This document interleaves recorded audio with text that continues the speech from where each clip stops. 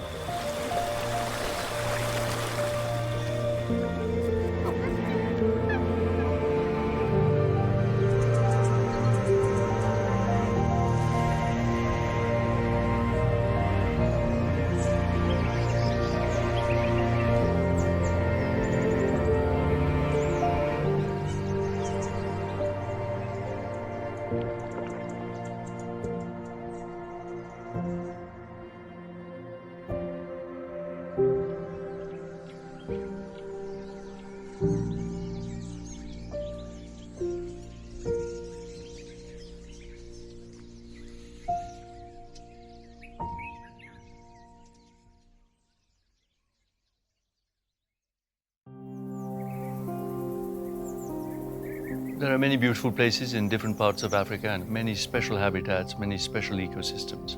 It's one of the most blessed set of biodiversities in the world. Queen Elizabeth National Park is one of Africa's great parks.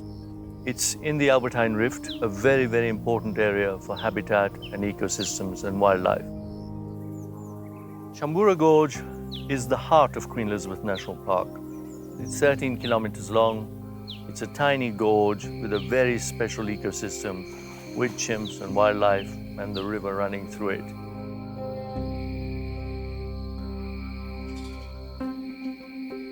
The future of the chimps is even more threatened because it's such a tiny, isolated community.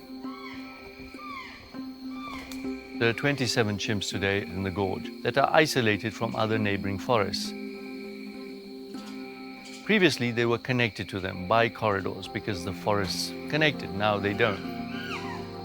Potentially, they'll die out because they do not have enough of a reproductive pool to grow. If we are to ensure that the great apes survive, we must make sure that they have habitat. This part of Africa, on the border of Rwanda, Uganda, and the DRC, has some of the most magnificent forests in the world. They're forgotten forests, they're very tiny, but Kyambura is the smallest and possibly the most interesting, with a magical lost world of its own. The BBC called the chimps here the lost chimps of Kyambura, and that's what they are. We are losing species, we are losing habitat, while the communities around are getting poorer. But if you can find a way of increasing the chimp population, creating these forest corridors, having more sensitive controlled tourism, that will surely benefit the local communities. Landscapes like this can only work if there are key partnerships between the private sector, between governments, and between the local communities.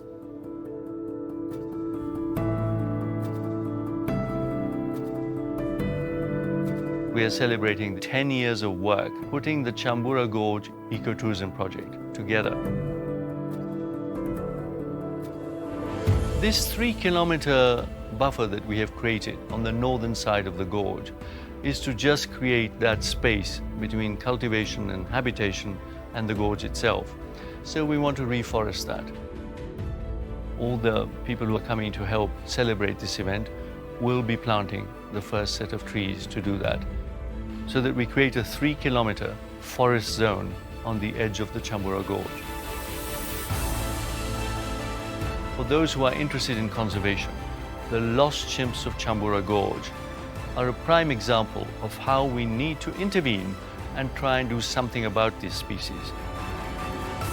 Can you relink this forest with other forests to see, is this possible, is it feasible, will it help save the chimps? Because if we can save them here and they can grow in numbers, we can do this elsewhere. We hope we can protect that gorge and its ecosystem forever.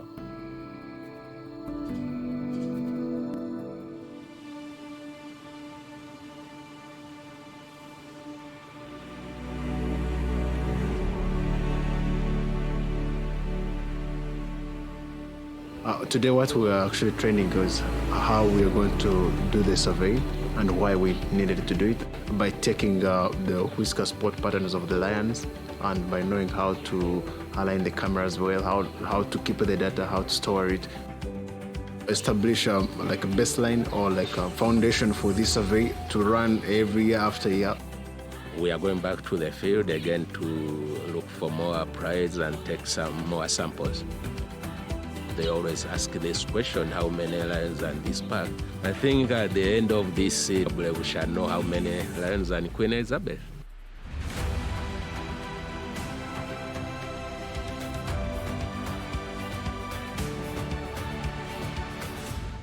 Thank you for watching. Don't forget to like, share, and subscribe.